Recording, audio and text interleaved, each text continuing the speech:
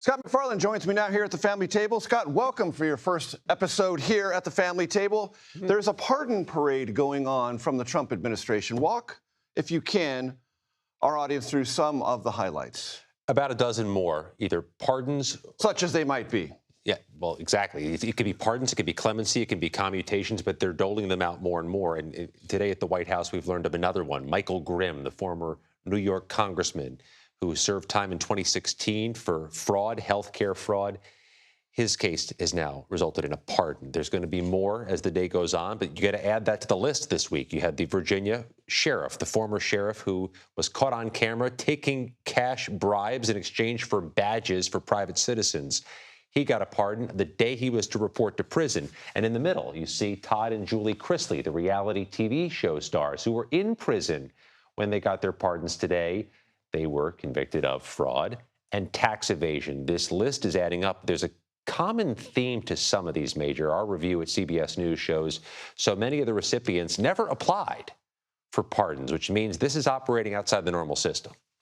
And when you say operating outside the normal system, there's a suggestion in some of the social media posts from the president about these pardons is that they're necessary to intervene to correct a miscarriage of justice. That something happened, that it was either weaponized or wrong. Is there any other underlying evidence other than what the president says on social media that these cases were mishandled? Certainly nothing in the Virginia sheriff's case. That case hadn't even gone through the appeals process. So if there's an issue with the case, it didn't even get litigated in the courts. The man hadn't yet reported to prison.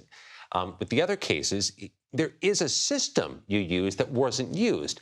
As a pardon applicant, you literally apply. You paid your restitution. You showed remorse. You showed some growth. You served some of your time. Or you apply some, or provide rather, some documentation of some miscarriage or alleged miscarriage of justice. We don't have that in any of those. And the appeals had been exhausted, was a requisite in the system. What the former pardon attorney told us, the one who was fired by the administration in March, is that the system— Trump administration fired in March. Yeah. That the system seems to be collapsing if you're not using it. If you don't function as a pardon system, there's no sense in having a pardon system. You also have a conversation with someone who's retiring, who's prominent in Washington, Capitol Police Chief. The former Montgomery County, Maryland, and Fairfax County, Virginia Police Chief Thomas Manger was called out of retirement after January 6 to stabilize the traumatized police department after the U.S. Capitol insurrection. Manger retires Friday. They'll have to find a successor. It's a difficult job to fill because there's 535 bosses for the U.S. Capitol Police Chief. Indeed. But speaking with CBS News, he really leaned into his criticisms of those pardons of the January 6 rioters, some of whom beat, maced, clubbed police officers. Take a listen to Thomas Manger speaking with CBS News. You could be involved in some massive public disorder event, and that you could have a politician later on decide that, well, I liked what this side was doing, so we're going to pardon all these people. It was, I think, a slap in the face to every police officer that was here.